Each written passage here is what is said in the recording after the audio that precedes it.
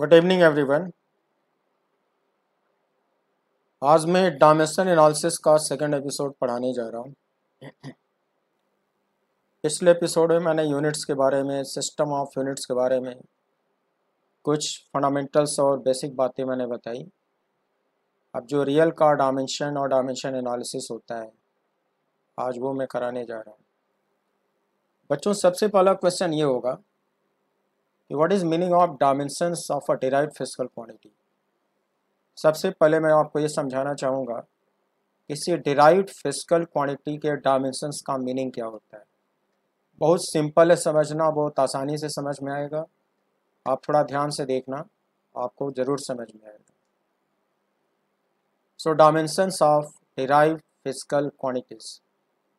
Definition: dimensions of a derived physical quantity are the powers to which the fundamental units are raised in order to obtain the derived unit of that quantity।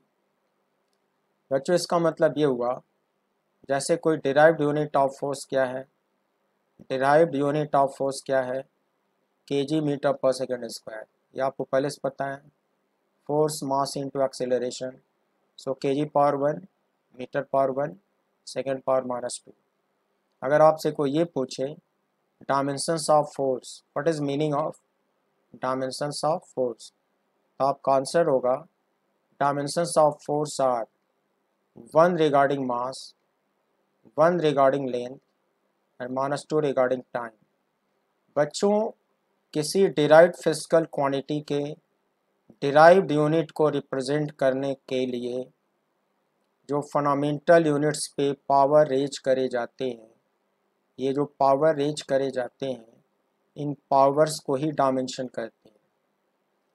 जैसे derived physical quantity क्या है? Force. तो उसका derived unit क्या है? KG metre second power -2। इसका meaning क्या हुआ बच्चों? KG power 1 metre power 1 second power -2।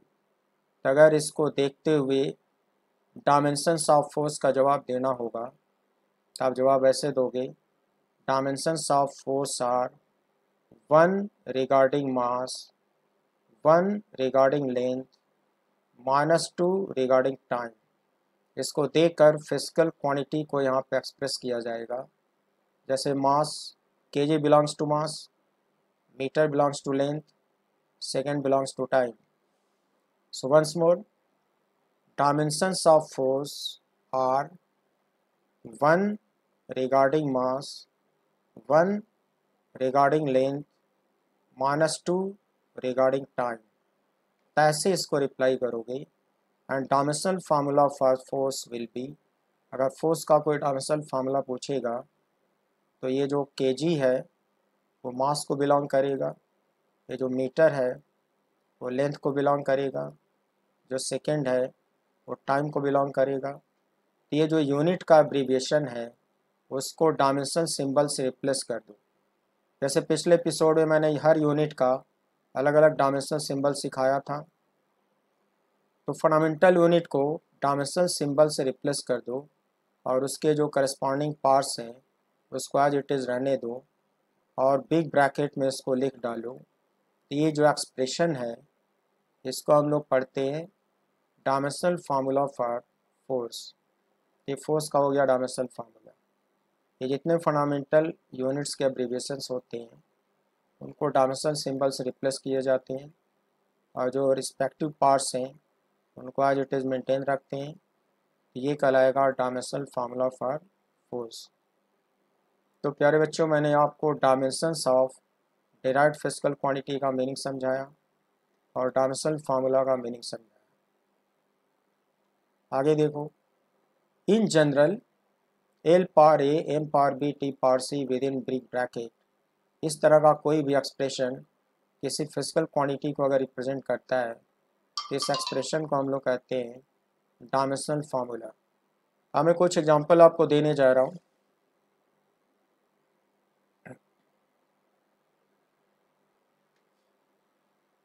Dimensional फार्मूले of various physical quantities. First quantities वालों, Unit of volume is meter cube. So dimensional symbol for meter is L. So what should be dimensional formula? Simply L cube. Density, we have already done. Its unit is kg per cubic meter. So how to express dimensional formula? Kg replaced by m, meter.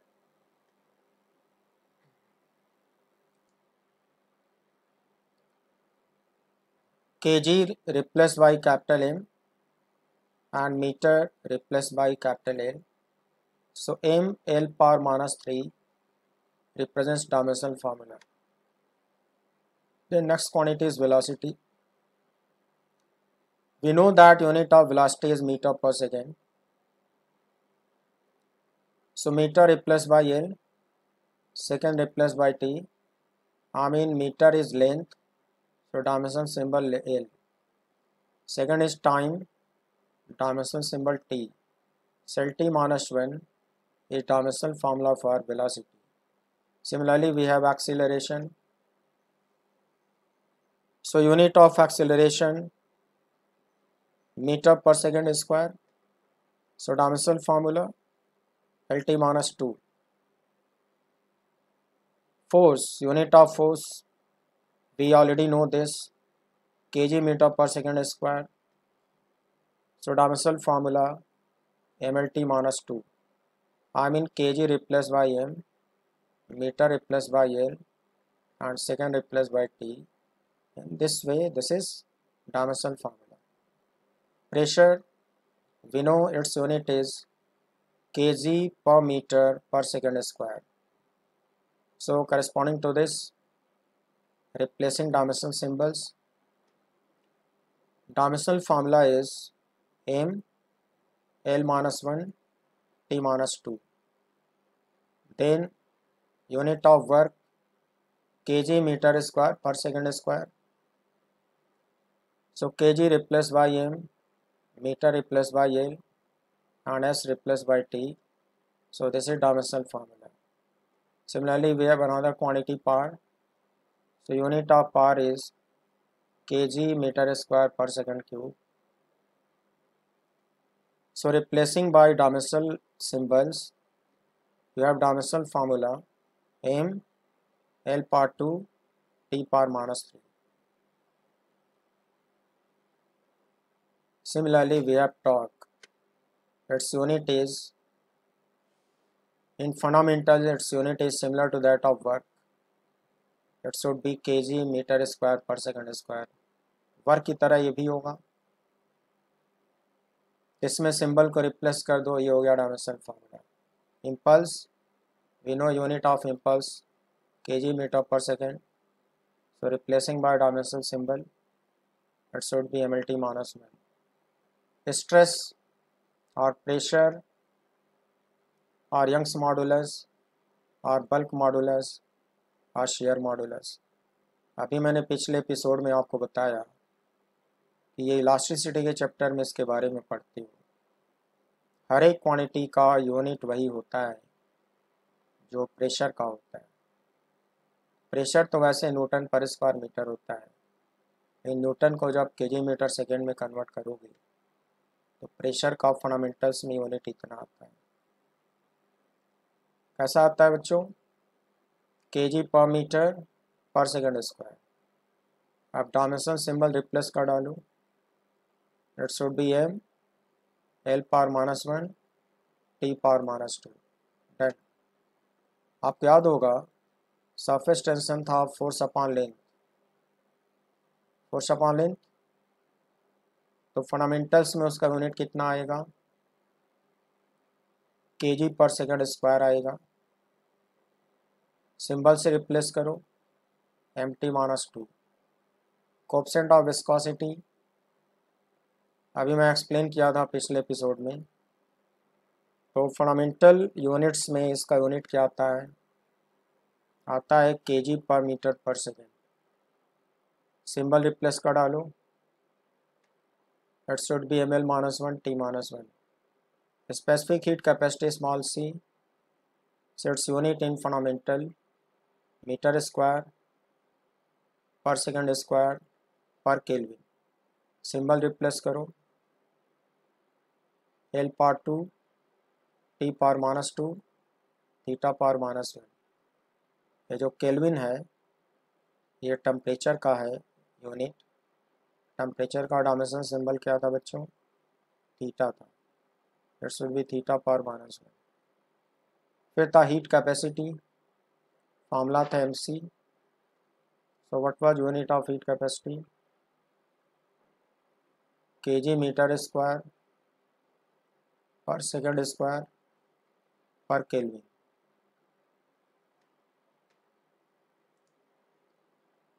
इसके dimension symbol replace करो, kg replace by m, metre replace by capital L, second replace by capital T, kelvin replace by theta. So this is dimensional formula. Similarly, we have another quantity, latent heat of vaporization or latent heat of fusion, capital L. So what was units?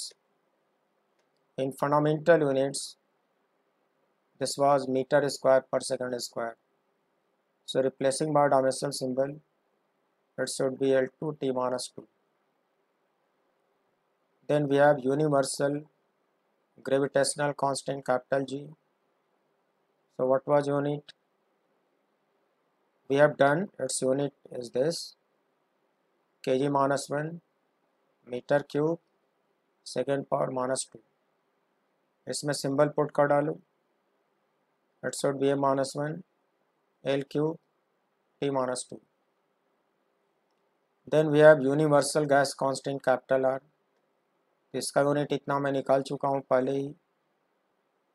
Fundamentals में joule हटा दिया, joule को KG metre second में put कर दिया। वैसे तो आपको सिखाया हो जूल पर मोल पर केल्विन। जूल को फंडामेंटल्स में ऐसे लिखते हो, KG metre square per second square joule को ऐसे लिखते हो। फंडामेंटल्स में पहले लिख देते हैं, फिर सिंबल रिप्लेस करते हैं, KG by capital M, metre by L, second by capital T, mole replace by M O L, kelvin replace by theta. So this is dimensional formula. फिर था बच्चों strain, Reynolds number, Mach number, sound level and all trigonometric ratios. इसके बारे में आपको बता चुका हूँ कि डायमेंशन लेस होता है और यूनिट लेस होता है। वैसे इसमें साउंड लेवल का यूनिट था, इस साउंड लेवल को छोड़ के बाकी ये सारी क्वांटिटीज यूनिट लेस होती हैं, यूनिट लेस होती हैं और डायमेंशन लेस भी होती हैं। जब यूनिट ही नहीं होगा, एम पावर 0 आएगा, एल पावर 0 आएगा, टी पावर 0 आएगा, तो इन सभी क्वांटिटीज़ का अगर डायमेंशनल फार्मूला कोई पूछेगा तो आप उसको ऐसे लिखोगे, M power 0, L power 0, T power 0। Thermal conductivity, thermal conductivity capital K को फंडामेंटल्स में जब निकालते हैं, फंडामेंटल्स में आता है KG metre per second cube per kelvin. इसको जब सिंबल से रिप्लेस करोगे तो kg replace by capital M, m replace by capital L, s replace by capital T and K replace by theta. So this will be dimensional formula. अब बच्चों इसमें most important जो topic है वही uses of dimensional methods. इसके use क्या है ये आपको सीखना होगा। To convert units of one system into the units of other system, ये मोस्ट इम्पॉर्टेंट टॉपिक है बच्चों। और ये जो नंबर 1 है यूज ऑफ डायमेंशनल मेथड, ये कंपटीशंस के लिए ज़्यादा इम्पॉर्टेंट है। मैं बताता हूँ कि कैसे कन्वर्ट होगा। सपोज P एक फिजिकल क्वांटिटी है, और ये फिजिकल क्वांटिटी का मेजर्ड वैल्यू है। उस मेजर्ड वैल्यू में n1 उसका न्यूमेरिकल वैल्यू है और u1 उसका यूनिट है। होता क्या है, सेम फिजिकल क्वांटिटी के अलग अलग सिस्टम में अलग अलग यूनिट होते हैं।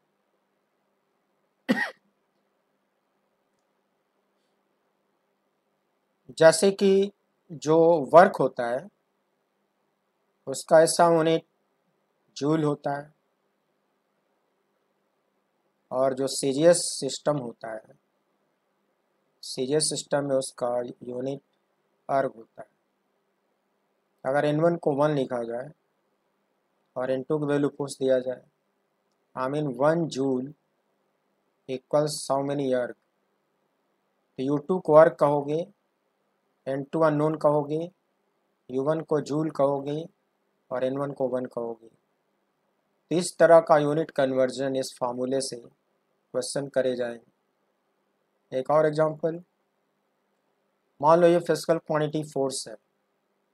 फोर्स का ऐसा यूनिट न्यूटन होता है और फोर्स का सीजीएस यूनिट डाइन होता है, डाइन। अगर कोई पूछे कि 1 newton equals how many dyne, 10 हो गया 1, u1 हो गया न्यूटन, n2 अननोन और u2 हो गया डाइन। तो ये जो फार्मूला है बच्चों, इससे हम लोग यूनिट कन्वर्जन वाले न्यूमेरिकल करेंगे।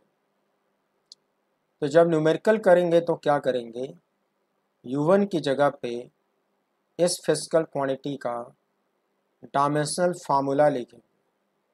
Suppose for the given physical quantity, it's dimensional formula m power a, l power b, t power c। तो जब u1 को रिप्लेस किया जाएगा तो यहाँ 111 सबस्क्रिप्ट लगाया जाएगा।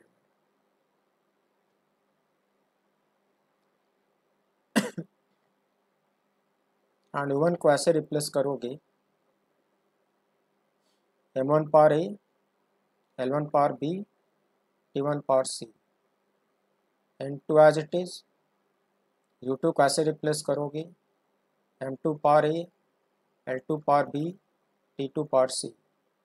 बच्चों इसमें m1 l1 t1 क्या है और m2 l2 t2 क्या है? So m1 l1 t1 are the fundamental units of the first system of units, and m2 l2 t2 are the fundamental units of the second system of units। हर एक system of unit के कुछ fundamental units होते हैं। तो मैंने मान लिया मेरा जो फर्स्ट सिस्टम है उसमें मास का फंडामेंटल यूनिट m1 है,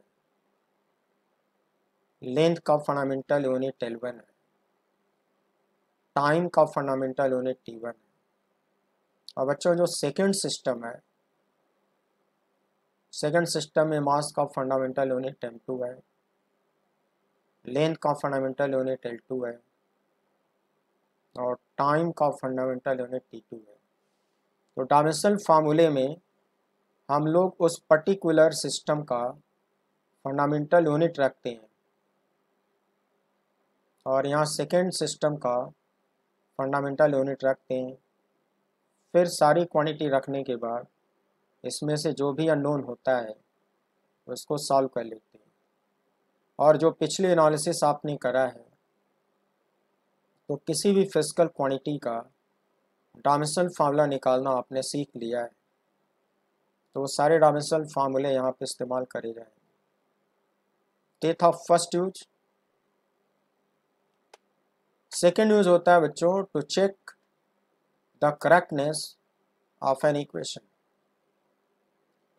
कोई भी फिजिक्स में अगर इक्वेशन गिवन है तो करेक्ट है या इनकरेक्ट है उसको चेक करने का भी मेथड यहाँ पे बनाया गया है। इसके लिए एक PODH होता है। PODH क्या होता है देखो, the dimensions of all the terms on both sides of physical quantity, of a physical equation must be the same.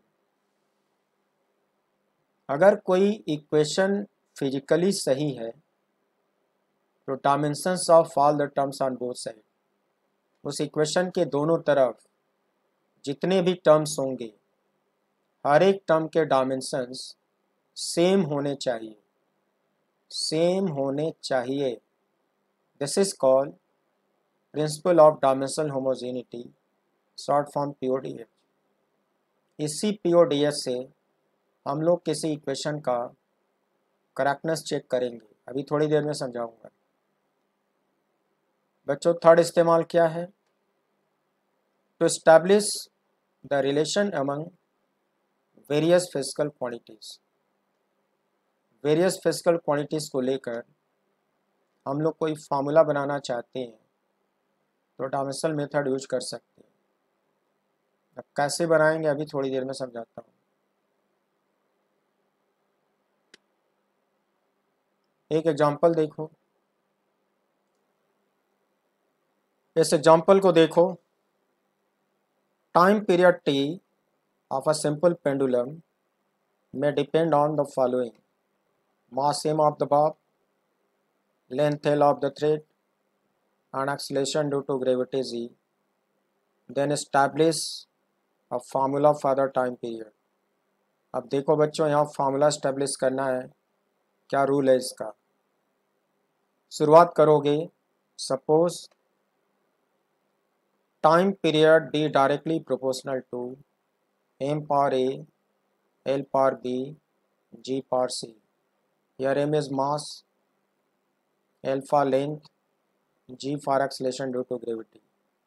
Next line में इक्वल लिखोगे, एक प्रोपोर्शनैलिटी कांस्टेंट इंट्रोड्यूस करोगे। This is equation 1।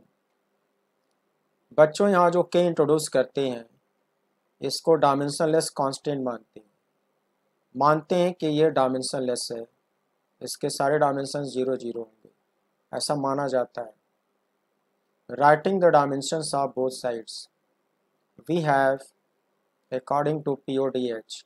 ऊपर आपने पीओडीएच पढ़ा, वहाँ ये सीखा आपने कि अगर कोई फिजिकल इक्वेशन करेक्ट है तो बोथ साइड्स का, सारे टर्म्स का डायमेंशन सेम होना चाहिए। इसका मतलब कि dimensions of left hand side must be same as dimensions of right hand side. So what is dimensions of left hand side? Left hand side is T and dimensions of right hand side, उसकी पूरी value को within square bracket put कर दो, दोनों तरफ का dimension equal कर दो। बच्चों आप जानते हो ये टाइम पीरियड है तो इसका डायमेंशनल फार्मूला क्या होगा? Capital T. के को आपने डायमेंशनलेस माना है तो इसके डायमेंशन 0 0 होंगे। 0 0 होने का मतलब बच्चों क्या हुआ? Capital M power 0, capital L power 0, capital T power 0। अगर इसको ऐसे लिखते हो तो तीनों की वैल्यू 1 हो जाएगी, तो उसको इग्नोर कर दो, 1 लिखो चाहे ना लिखो, इग्नोर कर दो। फिर दूसरा M power A, M mass था तो उसका सिंबल होगा capital M power A. Small A length है, सिंबल होगा capital L power B. G acceleration due to gravity है, तो इसका डायमेंशनल फार्मूला वही होगा जो एक्सेलरेशन का होगा, वो पहले से जानते हो, LT minus 2 raised to the power c. बच्चों खाली टी का मतलब क्या हुआ? टी पावर 1 हुआ, और टी पावर 1 के बगल में यहाँ कुछ नहीं है, ये दो क्वांटिटी यूं ही लिख सकते हो। m पावर 0 L पावर 0 लिख दोगे तो कोई फ़र्क तो नहीं पड़ेगा, क्योंकि इसका न्यूमेरिकल वैल्यू तो 1 ही आता है। लिखने से कुछ फ़ायदा होगा, इसको लिख डालो और यहाँ पे पावर को अरेंज करो। Same power a, L power b, L power c. L पे टोटल पावर कितना हुआ बच्चों? एल पे टोटल पावर हुआ बी प्लस सी। टी पे टोटल पावर कितना हुआ? -2c। तो जब ये दोनों इक्वल होंगे तो इनके रिस्पेक्टिव पावर्स भी इक्वल होंगे। एम का पावर इक्वल होना चाहिए, एल का पावर अलग से इक्वल होना चाहिए, टी का पावर अलग से इक्वल होना चाहिए। जब इनके पावर को कंपेयर करोगे तो एक इक्वेशन आएगा ए इक्वल्स 0, बी प्लस सी इक्वल्स 0, -2c इक्वल्स 1। बच्चों आपने पावर को कंपेयर करके टोटल 3 इक्वेशन बना लिए। अब इन तीनों को सॉल्व करो। ए इक्वल 0 पहले से पता है, सी की वैल्यू -हाफ आएगी, कर ही सकते हो देखो, और सी की वैल्यू यहाँ ला के रख दो तो बी की वैल्यू सॉल्व हो जाएगी। कितनी हो जाएगी? +1/2। ए बी और सी आपने सॉल्व कर लिया।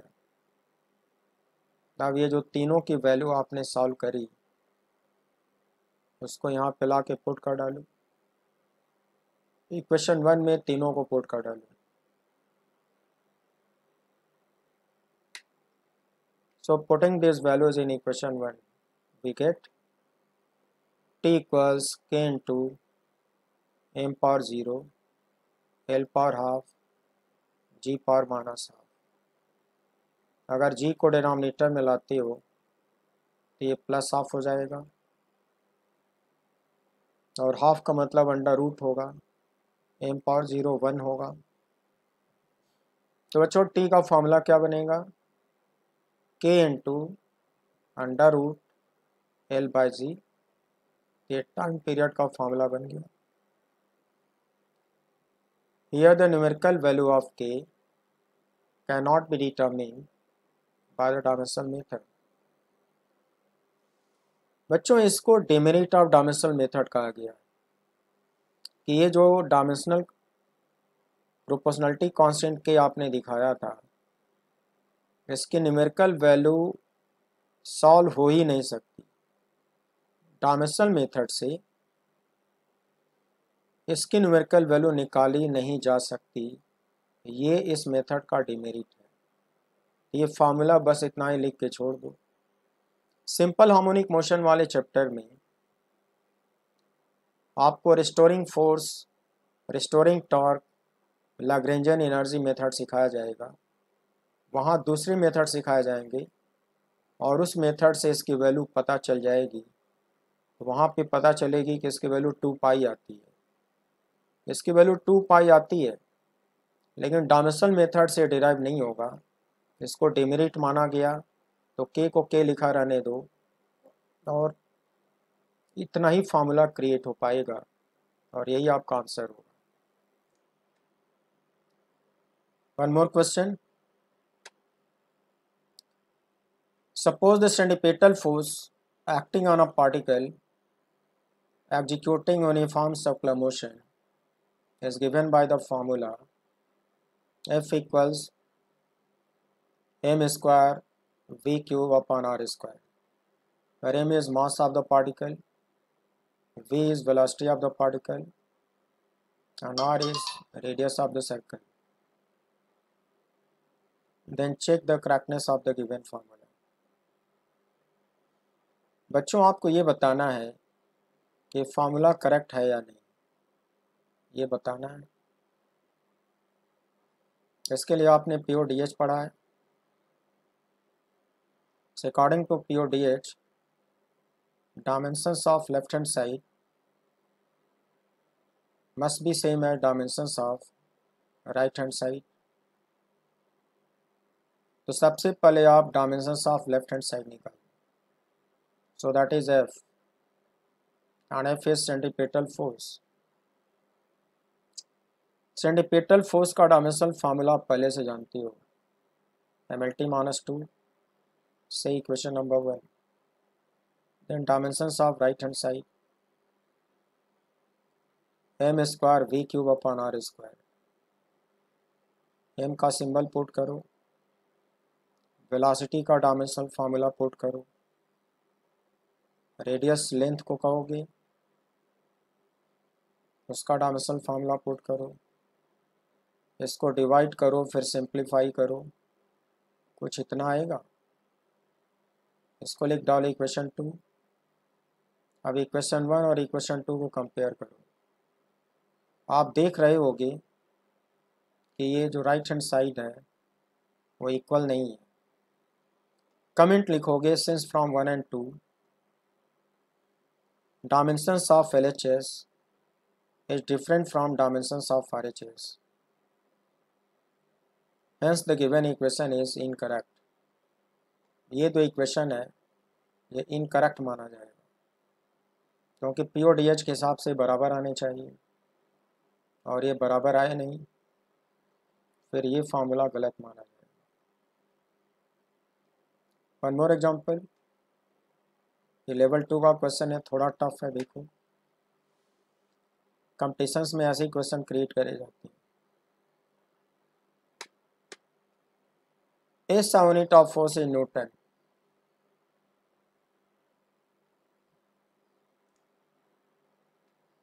इन a hypothetical Kattappa system of units, एक नया सिस्टम ऑफ यूनिट है, उसका नाम दिया गया कटप्पा, और जो पुराना सिस्टम ऑफ यूनिट है उसका नाम है SI unit. SI unit of force newton पहले से जानती हो। Kattappa system of unit imagine करो। कहा गया कि कटप्पा सिस्टम ऑफ यूनिट्स में यूनिट ऑफ मास इज कावा एंड 1 कावा is 0.1 kg। Unit of length is सेरा एंड 1 सेरा equal to 0.001 cm and unit of time is taka and 1 taka equals 100 second. ये जस्ट एक हाइपोथेटिकल क्वेश्चन है, imagine करो। and if the unit of force in Katappa system is Bahubali, unit of force in Katappa system is Bahubali, then 1 Bahubali equals how many Newton। बच्चों question में ये कहा जा रहा है कि इस कटप्पा सिस्टम में यूनिट ऑफ फोर्स अगर बाहुबली है तो 1 बाहुबली की वैल्यू न्यूटन में कितनी होगी। ये यूनिट कन्वर्जन का क्वेश्चन बनाया गया। यूनिट कन्वर्जन के ऊपर मैंने थ्योरी पढ़ाई है, वही इस्तेमाल करने जा रहा हूँ। We know for the unit conversion N1 U1 equals N2 U2 and your physical quantity is force. So dimensional formula for the force, it should be MLT minus 2। फिर आपको ये बताना है कि 1 बाहुबली न्यूटन में कितना होगा। बच्चों मैं फार्मूला यहाँ पे कौन सा यूज कर रहा हूँ, N1 U1 equals N2 U2। N1 unknown है, U1 न्यूटन है, U2 1 है, सॉरी N2 1 है और U2 बाहुबली है। याद रखो फिजिकल क्वांटिटी फोर्स है और ये फोर्स का डायमेंशनल फार्मूला है। पूछा गया तुमसे कि 1 बाहुबली की वैल्यू न्यूटन में कितनी होगी। N2 जगह पे 1 रखो, U2 की जगह पे बाहुबली रखो, N1 अननोन माना जाएगा और U1 की जगह पे न्यूटन रखो। सेम फार्मूला यूज़ करने जा रहा हूँ। बच्चों ऊपर मैंने मेथड सिखाया था कि इस यूनिट को डायमेंशनल फार्मूले से रिप्लेस करो, लेकिन 1 1 1 लगा दो। I mean M1 power 1, L1 power 1, T1 power -2। और ये जो तुम्हारा यूनिट है इसको भी डायमेंशनल फार्मूले से रिप्लेस करो, मगर सिंबल्स में 2 2 2 लगा दो। कैसे रिप्लेस करोगे बच्चों, M2 power 1, L2 power 1, T2 power -2। ये जो फॉर्मेट है इसको मेंटेन रखना है। सिर्फ यहाँ 2 2 लगा देना है और यहाँ 1 1 लगा देना है। And N2 is 1, N1 is unknown. फिर मैंने सिखाया है आपको कि M1 L1 T1 और units of mass, length, time in first system. First system तुम्हारा SI है and M2, L2, T2, these are units of mass, length and time in second system। Second system तुम्हारा कटप्पा है। अब ये जो 6 unit हुआ बच्चों, इसको रखो यहाँ पे, इनकी वैल्यू रखो। You know, in SI unit, M1 is kg, L1 is meter, T1 is second। उसकी वैल्यू पुट कर डालो। और इन कटप्पा सिस्टम M2 is कावा, L2 is Sera, T2 is टाका। ये मैंने क्वेश्चन में दे रखा है, उनकी वैल्यू रखो। अब बच्चों इसको एज इट इज रिपीट कर डालो। इनकी न्यूमेरिकल वैल्यू क्वेश्चन में दिया हुआ है, उसको ब्रैकेट में ला के रखो। सो कावा है 0.1 kg, सेरा है 0.001 cm एंड टाका इज 100 सेकेंड।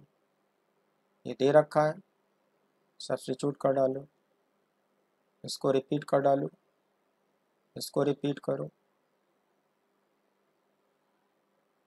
देखो यहाँ भी केजी, यहाँ भी केजी है, तो इसको रिपीट कर डालो।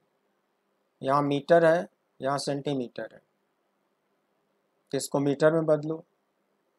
तो बच्चों ये होगा 10⁻³ और सेंटी होता है 10⁻²। सेंटी हटा दो, ये टोटल मिलके हो गया 10⁻5। मीटर बचा रहेगा यहाँ। 100 को 10⁻2 लिख डालो, सेकंड को सेकंड रहने दो, इसको रिपीट करो। 0.1 को 10⁻1 लिखो, 10⁻1 पे 1 पावर एच करो, इतना आएगा, लिख डालो। 10⁻5 पे 1 पावर एच करो, रिपीट कर डालो। 10⁻2 S⁻², इसको एज इट इज रिपीट कर डालो। अब प्यारे बच्चों, अब क्या करना होगा, इसको पूरा रिपीट करो। 10⁻1 दिमाग में रखो, पावर रेज करोगे 10⁻1 आएगा, यहाँ से 10⁻5 आएगा। बच्चों यहाँ पे 10⁻4 आएगा। 10 पे टोटल पावर सम करोगे तो -10 आएगा, करके देख लो। और ये जो यूनिट है S⁻², ये ऐसे ही आएगा।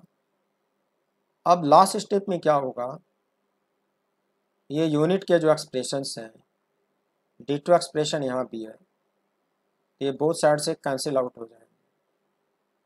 यहाँ बचेगा N1, यहाँ बचेगा 10⁻10। तो सॉल्व हो के N1 की वैल्यू कितनी आती है, 10⁻10 आती है। तो अब आप आंसर कैसे लिखोगे, N1 की वैल्यू यहाँ ले जाकर रखो, N1 की वैल्यू यहाँ ले जाकर रखो, तो 1 बाहुबली का आंसर कितना आता है, 1 बाहुबली इक्वल्स 10⁻10 न्यूटन। ये देखो, ये क्वेश्चन सॉल्व हो गया।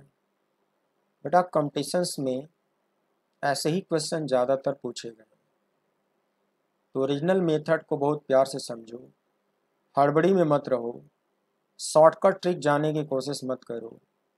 ये ओरिजिनल मेथड का बेनिफिट ये होता है कि हो सकता है कि 2-3 लाइन ज़्यादा लिखना पड़े, लेकिन एक बार में आंसर आने की गारंटी होती है।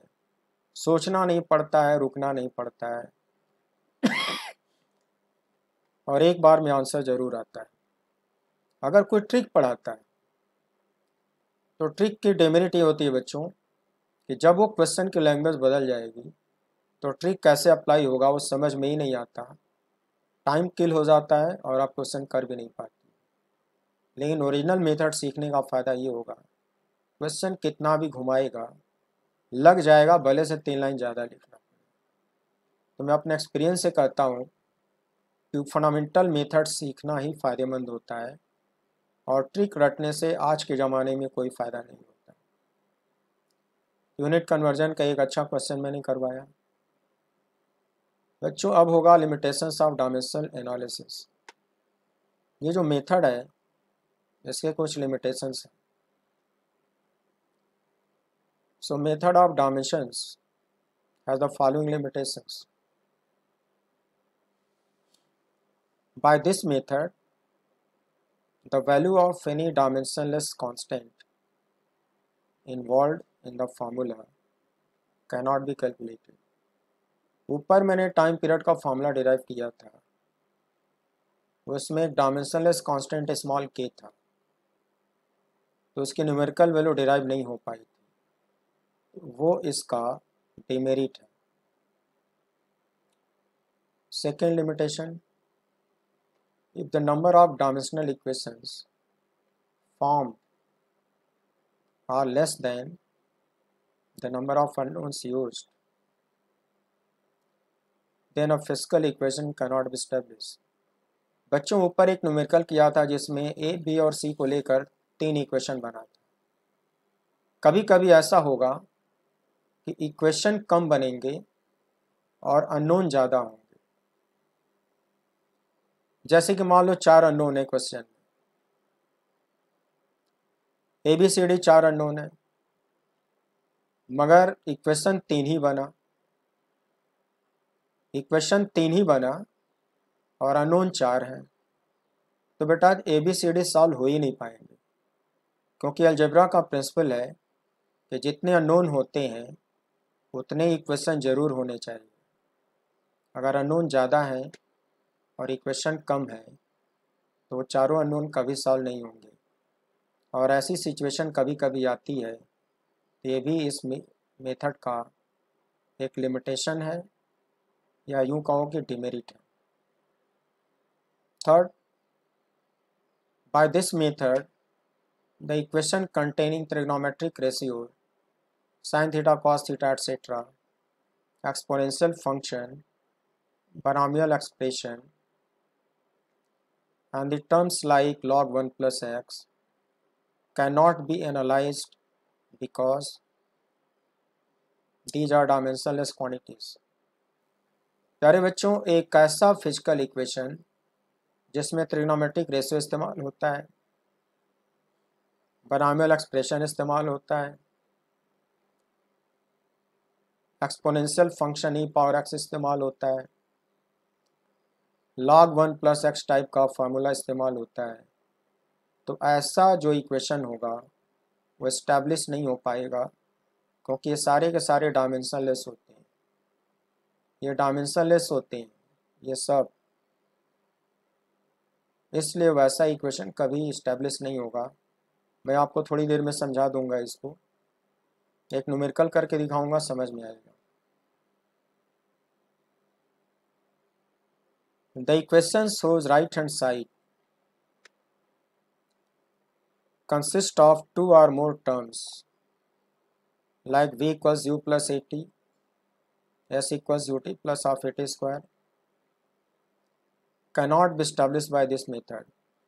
बच्चों, एक ऐसा इक्वेशन जिसके राइट हैंड साइड में या तो 2 टर्म होते हैं या 3 टर्म होते हैं या 3 से अधिक होते हैं, बीच में प्लस माइनस होता है, तो ऐसे इक्वेशन इस मेथड से डिराइव नहीं होती। जैसे इसमें 2 टर्म है, इस मेथड से भी डिराइव नहीं होगा। क्यों नहीं डिराइव होगा? क्योंकि यहाँ जो डिपेंडेंसी इस्टेब्लिश करी जाती है वो कुछ दूसरे तरीके से करी जाती है। अभी थोड़ी देर पहले बताऊँ, थोड़ा वेट करो।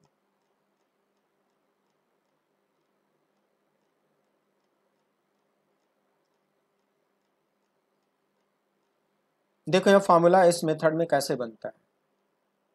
बच्चों, यहाँ जो मेथड सिखाया जा रहा है तो टाइम पीरियड इन तीनों पे डिपेंड करता है। तो यहाँ मेथड एक तरह से सिखाया जाता है कि suppose time period directly proportional to m power a into L power b into g power c. बच्चों ये तीनों मल्टीप्लाई किया हुआ है। के को लगाने के बाद राइट हैंड साइड में सिर्फ एक ही टर्म पैदा होता है। यही एक मेथड यहाँ पे सिखाया जाता है, और इसमें जो सिखाया जाता है तो राइट हैंड साइड में केवल एक ही टर्म क्रिएट हो पाता है, 2 3 4 टर्म क्रिएट होने का सवाल ही नहीं। तो सिंगल टर्म वाले फार्मूले तो डिराइव हो जाते हैं, लेकिन मल्टीपल टर्म वाले फार्मूले इस मेथड से डिराइव नहीं होते। इसी के मद्देनज़र वहाँ पे कमेंट लिखा हुआ है। राइट साइड में अगर 2 टर्म है, 3 टर्म है, 4 टर्म है, इस तरह के फार्मूले इस मेथड से डिराइव नहीं होते। बच्चों ये डिमेरिट है। अब मैं थोड़ा समझाने के लिए कुछ एग्जांपल ले रहा हूँ। The work done W by a constant force F depends on the displacement D of the point of application, the force F and cos theta. The theta is the angle between force vector and D vector. Then establish a formula for the work done. देखो कैसे करोगे।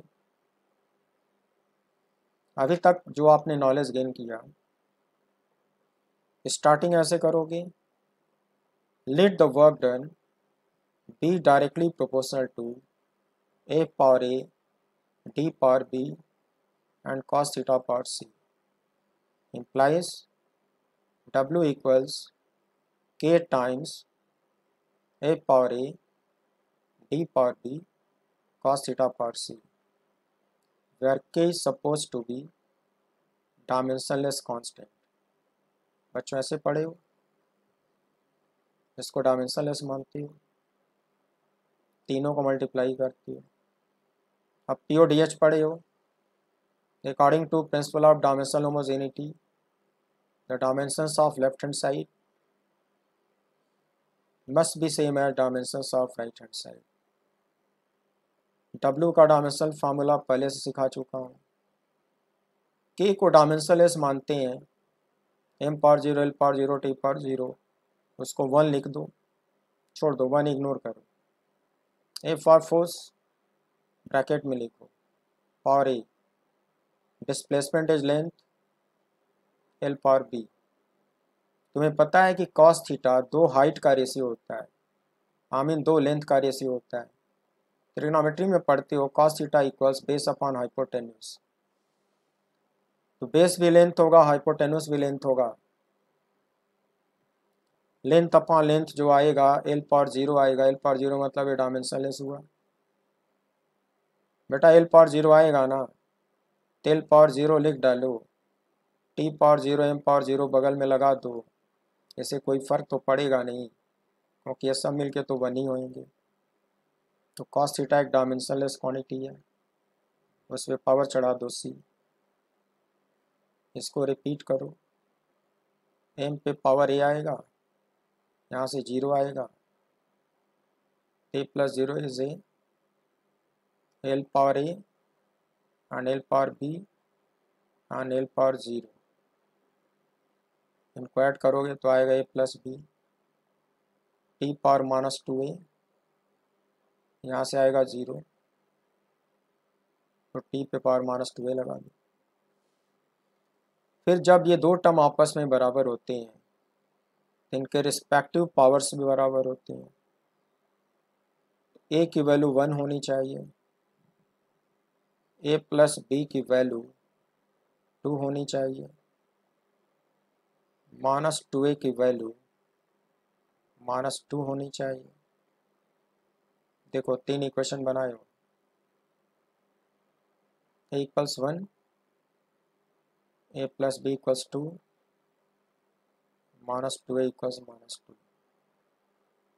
Minus minus कटेगा, a की value 1 आएगी। a की value 1 तो पहले भी निकाले पड़ेगी, यहाँ से भी a की वैल्यू 1 ही आएगी। a की वैल्यू 1 पुट करो, 1 को ले जाके ट्रांसफ़र करो, तो b की वैल्यू 1 आएगी। मेरे प्यारे बच्चों, बहुत ध्यान से सोचो, तुम्हारे पास 3 अननोन थे, 3 इक्वेशन भी थी, मगर इन तीनों इक्वेशन में सी कहीं नहीं था। हाउएवर 2 अननोन तो सॉल्व हो गए, मगर सी की वैल्यू सॉल्व नहीं हुई। सी की वैल्यू जब सॉल्व नहीं हुई तो ए और बी की वैल्यू पुट करोगे, यहाँ 1 रखोगे, यहाँ 1 रखोगे और यहाँ सी रखोगे, और वो सॉल्व हुआ ही नहीं, तो वर्क डन का ये फार्मूला बना। बच्चों, क्या आपको ऐसा नहीं लगता कि फाइनली ये फार्मूला इस्टेब्लिश हो ही नहीं पाया? क्यों इस्टेब्लिश नहीं हो पाया? क्योंकि सी की वैल्यू सॉल्व नहीं हुई। सी की वैल्यू क्यों नहीं सॉल्व हुई? क्योंकि कॉस थीटा जो क्वांटिटी था वो डायमेंशन लेस था।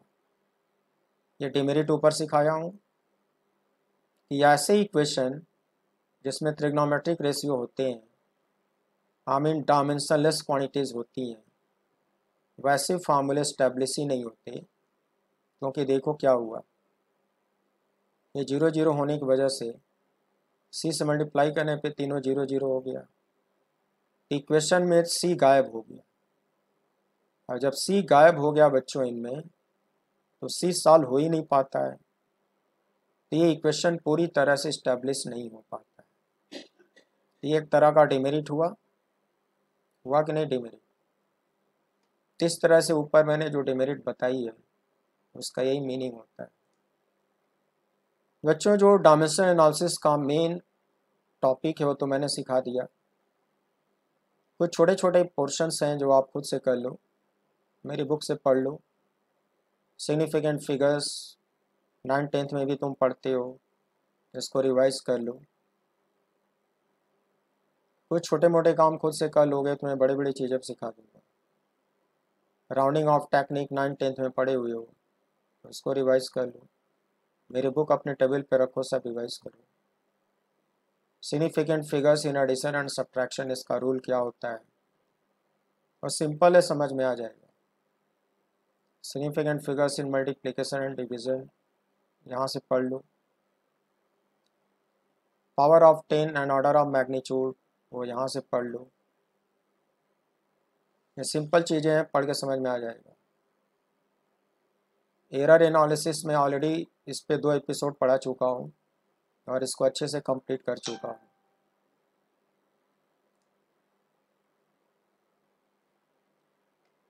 तो बच्चों, डायमेंशनल एनालिसिस में कुछ कंपटीशंस के न्यूमेरिकल्स हैं जो मेरी बुक में है। इसमें से कुछ तो मैं आपको करके दिखाऊंगा, कुछ टेक्निक सिखाने की कोशिश करूंगा। जैसे ये डायमेंशनल एनालिसिस का क्वेश्चन है, ये भी डायमेंशनल एनालिसिस का क्वेश्चन है, ये भी डायमेंशनल एनालिसिस का क्वेश्चन है। तो कुछ रिसेंट क्वेश्चन जो कंपटीशंस में डायमेंशन के पूछे गए हैं, कुछ तो मैं आपको करके दिखाऊंगा, सो दैट आपको डर नहीं लगेगा और इन सारे क्वेश्चन का मीनिंग भी समझ में आएगा। तो आज ये पूरी तरह से ये टॉपिक कंप्लीट तो नहीं हो पाया। डायमेंशन एनालिसिस पे कुछ अच्छे अच्छे कॉम्पिटिशन्स के क्वेश्चन अभी भी कराने बाकी हैं। तो मुझे लगता है बच्चों कि मुझको एक एपिसोड न्यूमेरिकल्स के लिए लेना होगा, उसके बाद कभी भी इस टॉपिक से आपको डर नहीं लगेगा। 11th अपेयरिंग स्टूडेंट्स के लिए कहना चाहूँगा, जब वो बच्चे पहली बार इस टॉपिक को पढ़ते हैं, तो इस चैप्टर में फिजिक्स के पूरी किताब के फार्मूले इस्तेमाल होते हैं, और पूरी किताब के जो फार्मूले में टर्म्स इस्तेमाल होते हैं वो समझ में 11th के बच्चों को आते नहीं, क्योंकि उसको पढ़ने में उनको कम से कम 9-10 महीने लगते हैं। तो जो 9-10 महीने में सभी फार्मूले पढ़ोगे, डेरिवेशन पढ़ोगे, मीनिंग पढ़ोगे, डेफिनेशन पढ़ोगे, वो 1 घंटे के एपिसोड में समझाना मुश्किल होता है। तो किसी भी स्कूल का टीचर इस टॉपिक को ऐसे ही पढ़ाता है, 11th के बच्चों को कहता है कि वो फार्मूले रट ले और एनालिसिस सीख ले और अपने एग्ज़ाम का काम चला ले। बाकी 9-10 महीने में जब पूरी किताब वो पढ़ लेगा तो सारे फार्मूले का मीनिंग और डेरिवेशन वो सीख लेगा, तो वो ये वाला चैप्टर एक बार फिर से रिवाइज कर लेगा तो उसको आसान हो जाएगा। ऐसा आपने देखा कि आज आपके साथ हो रहा था, स्पेशली जो 10th पास करके 11th में आ रहे उनके लिए। इसमें ऐसे तमाम फार्मूले मैंने डिस्क्राइब करे जो 11th के बच्चे पढ़े ही नहीं होते हैं, जान ही नहीं रहे होते, और उसमें जो टर्म्स लिखे उसका मीनिंग उनको समझ में भी नहीं आ रहा था। तो मैंने रिक्वेस्ट किया था कि उसको रट लो और डायमेंशनल फार्मूला निकालना सीख लो। जब 9-10 महीने में पूरी किताब पढ़ लोगे तो अपने आप में समझ में आ जाएगा। जैसे coefficient of viscosity, surface tension, stress, strain, Young's modulus, bulk modulus, ये सब आपको दिख रहा था, ये सब आपको दिख रहा था, और ये सब आप पूरी किताब में पढ़ने में आपको 9-10 महीने लगेंगे। तो वापस लौट के यहाँ पे रिवाइज करोगे तो समझ में आ जाएगा। इससे मेरा कोई कसूर नहीं है, इसलिए तो मेरे पे गुस्सा मत निकालना। इस चैप्टर में ये दिक्कत 11th के बच्चों को आती है, लेकिन जो 11th पास कर चुके हैं उनको ये सारे फार्मूले पहले से पता है, तो उनको बेहतर समझ में आया होगा। So thank you very much बच्चों, इतनी देर तक मेरे साथ बने रहने के लिए, and wish you good night, see you again.